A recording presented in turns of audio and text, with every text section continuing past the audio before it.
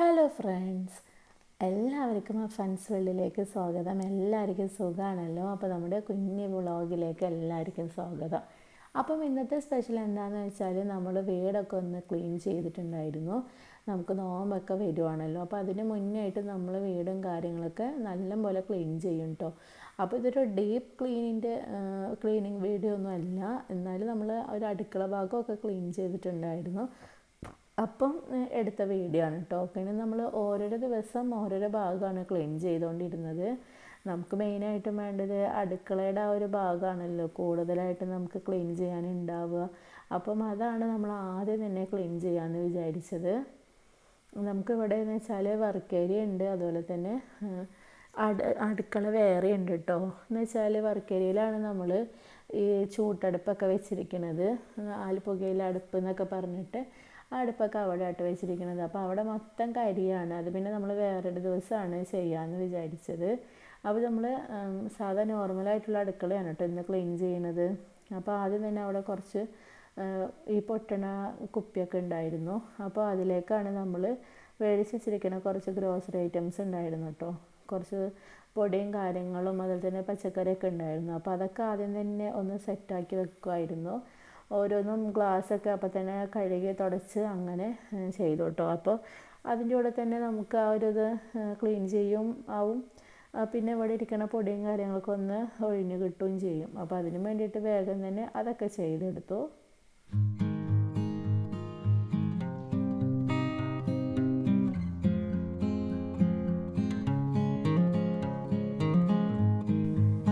പിന്നെ നമ്മൾ രാവിലത്തെ ഫുഡ് പുറത്തുനിന്നാണ് മേടിച്ചത്.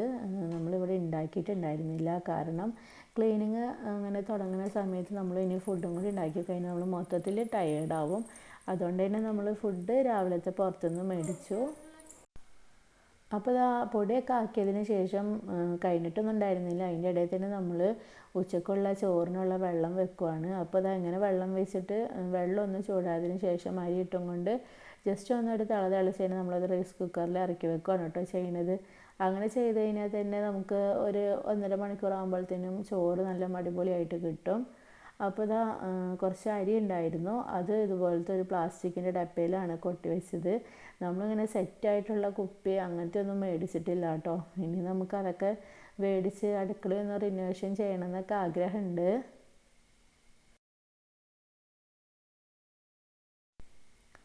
പിന്നെ ഞാൻ എപ്പോഴും ക്ലീൻ ചെയ്യാൻ നിൽക്കുമ്പോൾ എല്ലാം കൂടി ഒരു ദിവസം ചെയ്യാറില്ല. നമ്മൾ കുറച്ച് സാവധാനം മെല്ലെയാണ് കേട്ടോ ചെയ്യുന്നത്. അങ്ങനെ ചെയ്യുമ്പോൾ നമുക്ക് കുറച്ചും കൂടി വൃത്തിയിൽ ചെയ്യാൻ പറ്റുന്നതാണ് കേട്ടോ എൻ്റെ ഒരു ഇത്.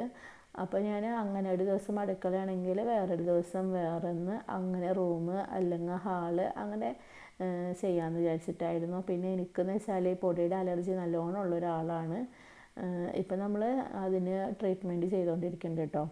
അപ്പോൾ അതുകൊണ്ട് ഇപ്പം എനിക്ക് വല്ലാണ്ടൊരു പ്രശ്നം ഇല്ല. അതുകൊണ്ടാണ് ഇപ്പം നമ്മൾ ഇതിന് നിൽക്കുന്നത് തന്നെ.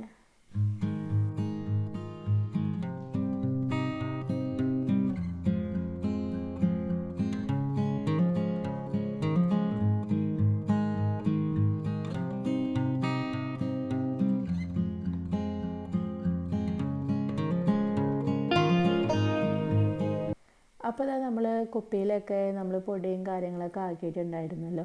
അപ്പോൾ അത് ഈ ഒരു ഷെൽഫിലാണ് കേട്ടോ വെക്കുന്നത്. ഇതെന്ന് വെച്ചാൽ നമ്മൾ ഓൾറെഡി ചെയ്തതാണ്, എൻ്റെ താത്ത ചെയ്തതാണ് കേട്ടോ. അവർ ഇവിടെ മൊത്തം ക്ലീൻ ആക്കിയിട്ടുണ്ടായിരുന്നു. അതുകൊണ്ട് പിന്നെ അവിടെ പൊടിയും കാര്യങ്ങളൊന്നും ഉണ്ടായിരുന്നില്ല, നല്ല വൃത്തി ഉണ്ടായിരുന്നു. അപ്പോൾ പിന്നെ ആ ഭാഗമൊന്നും ചെയ്തില്ല കേട്ടോ. അതിലേക്ക് ജസ്റ്റ് നമ്മൾ കുപ്പി നിറച്ചതുണ്ടല്ലോ അതങ്ങോട്ട് വെക്കുകയാണ് ചെയ്തത്.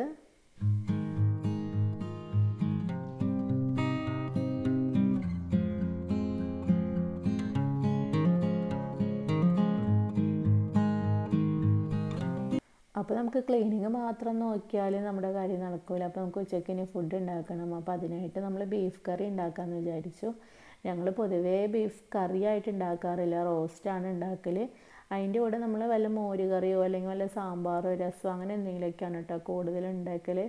പക്ഷേ ഇന്നിപ്പോൾ നമുക്ക് അതിനൊന്നും ടൈമില്ലാത്തതുകൊണ്ട് നല്ല നീട്ടിയിട്ടൊരു ബീഫ് കറി തന്നെ ഉണ്ടാക്കാമെന്ന് വിചാരിച്ചു. അപ്പോൾ അതിന് വേണ്ട വെളുത്തുള്ളി, ഇഞ്ചി, തക്കാളി, പച്ചമുളക്, സവാള അതൊക്കെ ഞാൻ വേഗം തന്നെ മുറിക്കലും ചതയ്ക്കലൊക്കെ ചെയ്തിട്ട് ഇതിൻ്റെ ഇടയിൽ കൂടെ തന്നെ അപ്പം ഈ ഒരു ബീഫ് കറി എന്ന് വെച്ചാൽ വളരെ ഈസി ആയിട്ട് നമുക്ക് തയ്യാറാക്കാൻ പറ്റുന്ന ഒന്നാണ് കേട്ടോ. ബാച്ചിലേഴ്സിനും അതുപോലെ തന്നെ ഹോസ്റ്റലിൽ നിൽക്കുന്നവർക്കോ അല്ലെങ്കിൽ ഒറ്റയ്ക്കൊക്കെ കുക്കിംഗ് ചെയ്യുന്നവർക്കൊക്കെ വേഗം എളുപ്പത്തിൽ നമുക്ക് തയ്യാറാക്കാൻ പറ്റുന്ന നല്ല ടേസ്റ്റി ആയിട്ടുള്ളൊരു ബീഫ് കറിയാണ്.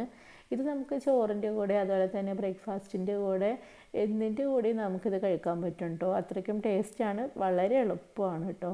അപ്പോൾ അതിൻ്റെ റെസിപ്പി ഞാൻ ഇതിൽ കാണിക്കുന്നുണ്ട്, ഒന്ന് അത് വേണ്ടവരൊന്ന് കണ്ടു നോക്ക് കേട്ടോ.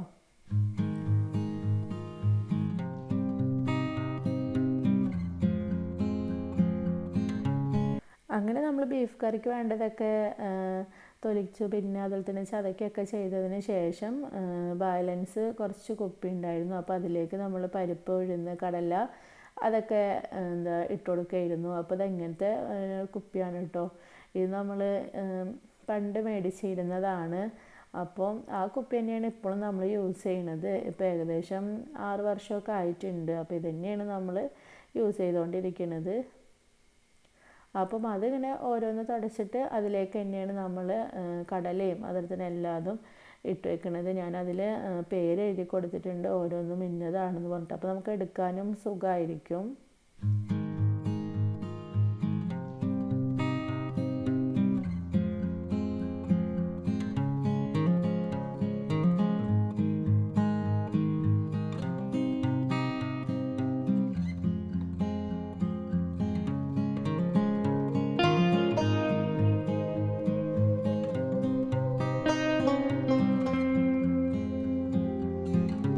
ഈ ക്ലീനിങ് പരിപാടിയൊക്കെ തുടങ്ങുമ്പോൾ ഭയങ്കര ഉഷാറായിരിക്കും. പിന്നെ എല്ലാതും വലിച്ചിട്ട് കഴിഞ്ഞ് കഴിഞ്ഞാൽ പിന്നെ നമുക്ക് എവിടെ നിന്നാണ് തുടങ്ങേണ്ടതെന്നൊരു ഐഡിയ കിട്ടില്ല. ഇപ്പോൾ നമ്മൾ ആ ഒരു സ്ഥിതിയിലാണ് കേട്ടോ. എല്ലാം ഷെൽഫത്തെ എല്ലാതും വലിച്ചിട്ടു. ഇപ്പോൾ ഇങ്ങനെയാണ് കേട്ടോ. പിന്നെ നമ്മുടെ ഫ്രിഡ്ജ് ഒരു പണി തന്നു, അതിൻ്റെ ഡോറ് നിലത്തേക്ക് വീണു, അതങ്ങനെ ബ്രോക്കൺ ആയിട്ട് ഇരിക്കുവാണ്. നമ്മൾ ഹെയറിൻ്റെ ഇതാണ്, കമ്പനിയാണ്. അപ്പോൾ അവിടേക്ക് കുറേ വിളിച്ചിട്ടുണ്ടായിരുന്നു, റെസ്പോൺസ് ഒന്നും ഉണ്ടായിരുന്നില്ല കേട്ടോ. പിന്നെ ആൾ വരാമെന്ന് പറഞ്ഞിട്ടുണ്ട്. അപ്പോൾ നമ്മൾ ബീഫ് കറി ഉണ്ടാക്കാൻ വേണ്ടിയിട്ട് ആദ്യം തന്നെ കുക്കർ എടുത്തിട്ട് അതൊന്ന് ചൂടാക്കിയതിന് ശേഷം അതിലേക്ക് നമുക്ക് വെളിച്ചെണ്ണയോ അല്ലെങ്കിൽ ഓയിലോ ഒഴിച്ച് കൊടുക്കാം കേട്ടോ. അപ്പോൾ അതിൻ്റെ ഇടയിൽ നമ്മളിതാ ക്ലീനിങ്ങും ചെയ്തുകൊണ്ടിരിക്കുന്നുണ്ട്. പിന്നെ ഇവിടെ ബീഫ് കറി ഉണ്ടാക്കിയത് ഉമ്മയാണ്. അപ്പം എനിക്ക് വീഡിയോ എടുക്കണ കാരണം കൊണ്ട് ഞാനും കൂടി ഇവിടെ നിന്നതാണ് കേട്ടോ. അപ്പോൾ ഇതിട്ടത് ഉലുവയാണ് കേട്ടോ. ഉലുവയൊക്കെ പൊട്ടിയതിന് ശേഷം നമ്മളതിലേക്ക് ഇഞ്ചിയും വെളുത്തുള്ളിയും ചതച്ചതാണ് ചേർത്ത് കൊടുക്കുന്നത്. അതും നല്ലതുപോലെ എണ്ണയിലിട്ടിട്ടൊന്ന് മൂത്ത് വരണം. അപ്പോൾ അതിൻ്റെ ആ ഒരു പച്ചമണമൊക്കെ മാറിയതിന് ശേഷം നമുക്കതിലേക്ക് സവോള ചേർത്ത് കൊടുക്കാം. സവോളയൊക്കെ നല്ല വഴന്ന് വന്നതിന് ശേഷം ഇതിലേക്ക് നമുക്ക് പച്ചമുളകും തക്കാളിയാണ് കേട്ടോ ചേർത്ത് കൊടുക്കുന്നത്. അപ്പോൾ അതും കൂടി നല്ല പോലെ ഒന്ന് വഴറ്റിയെടുക്കാം. ഇത് വളരെ ഈസിയാണ് കേട്ടോ തയ്യാറാക്കാൻ. നമുക്കൊരു 10-20 മിനിറ്റ് ഉണ്ടെന്നുണ്ടെങ്കിൽ നല്ല ടേസ്റ്റി ആയിട്ടുള്ള ബീഫ് കറി കിട്ടും. അപ്പോൾ ഇത് നമ്മുടെ തക്കാളി സവാളയൊക്കെ വഴന്ന് വന്നിട്ടുണ്ടെങ്കിൽ അതിലേക്ക് ഗരം മസാലയാണ് ചേർത്ത് കൊടുക്കുന്നത്. പിന്നെ നമ്മൾ മഞ്ഞൾപ്പൊടി, മല്ലിപ്പൊടി, പിന്നെ മുളക് പൊടിയാണ് കേട്ടോ. കുരുമുളക് പൊടിയും ചേർത്ത് കൊടുത്തിട്ടുണ്ട്, അത് ലാസ്റ്റാണ് കേട്ടോ ചേർത്ത് കൊടുത്തത്. അപ്പോൾ മസാലകളൊക്കെ എന്ന് വെച്ചാൽ നമ്മുടെ ഓരോരുത്തരുടെ ടേസ്റ്റിനനുസരിച്ചിട്ട് നമുക്ക് ഇടാം കേട്ടോ.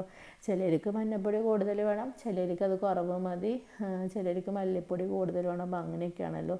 അപ്പം അതൊക്കെ ഞാനൊരു അളവൊന്നും പറയണില്ല.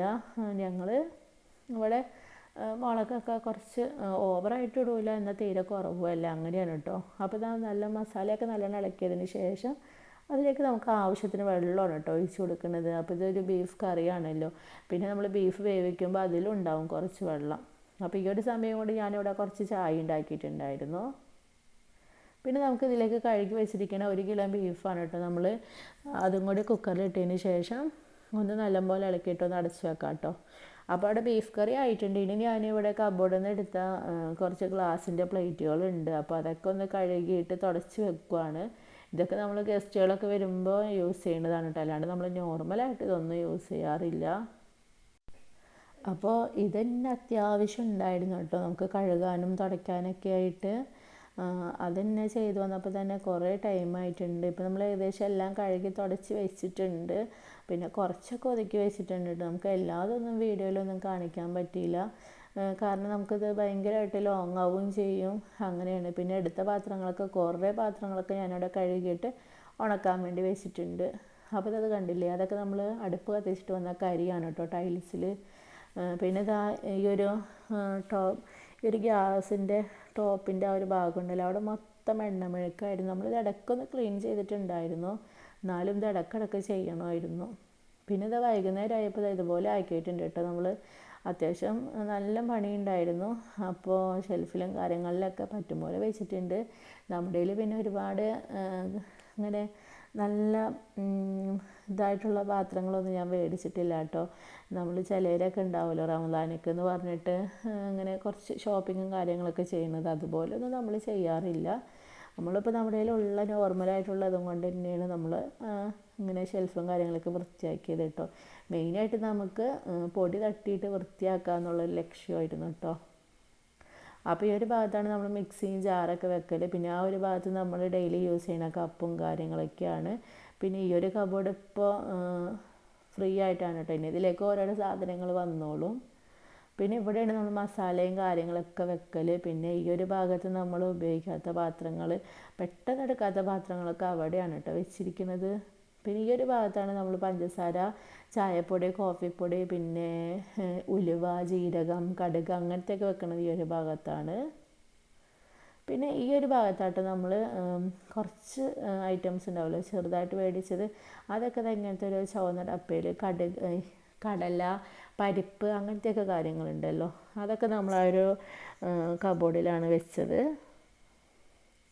പിന്നെ ഇതാണ് കേട്ടോ നമ്മുടെ ഒരു സ്റ്റോർ റൂം പോലത്തെ ഒരു സംഭവം നമ്മൾ ഉണ്ടാക്കിയത്. അപ്പോൾ ഇതിൽ നമ്മുടെ റൈസ് കുക്കർ, അതുപോലെ തന്നെ കുട്ടേണ്ട ലഞ്ച് ബോക്സും കാര്യങ്ങളും, നമ്മൾ ഇടയ്ക്കൊക്കെ ഉപയോഗിക്കേണ്ട പാത്രങ്ങൾ, പിന്നെ നമ്മൾ ഗോതമ്പ് പൊടി, അരിപ്പൊടിയൊക്കെ കൊട്ടി വെക്കുന്ന പാത്രങ്ങൾ, അങ്ങനത്തെ കുറച്ച് ഐറ്റംസൊക്കെ ഈ ഒരു ഭാഗത്താണ് വെക്കുന്നത്. പിന്നെ ഈ ഒരു ഭാഗത്ത് നമ്മൾ ഭക്ഷണം ഉണ്ടാക്കുന്ന അരിയും കാര്യങ്ങളൊക്കെ അങ്ങനെ വെക്കും. പിന്നെ അങ്ങനെ ഭയങ്കര എന്താ പറയുക, നമ്മളൊരു കറക്റ്റ് പ്ലേസ് അങ്ങനെയൊന്നുമില്ല കേട്ടോ. ഇങ്ങനെയാണ് നമ്മളിവിടെ സാധാരണ ലെവലിൽ വെക്കൽ. അപ്പോൾ ഈ ഒരു ഭാഗത്ത് ഞാൻ കുറച്ച് ബേക്കിങ്ങിൻ്റെ കാര്യങ്ങളും അങ്ങനത്തെ ഐറ്റംസൊക്കെയാണ് കേട്ടോ അതിൻ്റെ ഉള്ളിൽ വെച്ചിരിക്കുന്നത്. നമ്മൾ കുറച്ച് ചെറുതായിട്ടൊക്കെ ബേക്കിങ് ചെയ്തിട്ടുണ്ടായിരുന്നു. അപ്പോൾ നിങ്ങളും ഈ ഒരു വീഡിയോ കണ്ട് ഇഷ്ടമായി കഴിഞ്ഞാൽ നമ്മുടെ ചാനൽ സബ്സ്ക്രൈബ് ചെയ്യാത്തിട്ടുണ്ടെങ്കിൽ ഒന്ന് സബ്സ്ക്രൈബ് ചെയ്തതിന് ശേഷം ബെല്ലൈക്കണിൽ ഓൾ എന്ന ഓപ്ഷൻ ഒന്ന് എനേബിൾ ആക്കുക കേട്ടോ. അപ്പോൾ നമ്മളിടുന്ന വീഡിയോസൊക്കെ നിങ്ങൾക്ക് ലഭിക്കുന്നതായിരിക്കും. ഇതൊക്കെ ചെയ്തപ്പോൾ തന്നെ നമ്മൾ ഭയങ്കരമായിട്ട് ടയേർഡായിട്ടാണ്. പിന്നെ നമ്മൾ നാളെ രാവിലേക്ക് ബാക്കി ചെയ്യാമെന്ന് വിചാരിച്ചു. ഇനി കണ്ടോ ആ കരിയൊക്കെ നമ്മൾ ഒരതി നല്ല വൃത്തിയാക്കി എടുത്തിട്ടുണ്ടായിരുന്നു കേട്ടോ. അപ്പം അതിൻ്റെ ഒരു വീഡിയോ പിന്നീടാം കേട്ടോ. പിന്നെ ഇതാ രാത്രിക്ക് ഈ ഒരു ഭാഗത്തൊക്കെ കുറേ ഐറ്റംസ് ഉണ്ടായിരുന്നു, നമുക്ക് കളയാനൊക്കെ ഉണ്ടായിരുന്നു. അങ്ങനെ അതൊക്കെ കഴിഞ്ഞ് നമ്മൾ രാത്രിക്ക് ഫുഡ് പുറത്തുനിന്ന് മേടിക്കുക കേട്ടോ ചെയ്ത്. നല്ല ചിക്കൻ മല്ലൂത്തായിരുന്നു, നല്ല ടേസ്റ്റ് ഉണ്ടായിരുന്നു. പിന്നെ നല്ല ക്ഷീണം ഉണ്ടായിരുന്നില്ല, അപ്പോൾ വേഗം കഴിച്ചും കൊണ്ട് പിന്നെ കിടന്നുറങ്ങുകയാണ് കേട്ടോ ചെയ്തത്. അപ്പോൾ നമ്മുടെ വ്ളോഗ് ഇത്രയേ ഉള്ളൂ. അടുത്ത വീഡിയോ ആയിട്ട് വീണ്ടും കാണാം. Thanks for watching.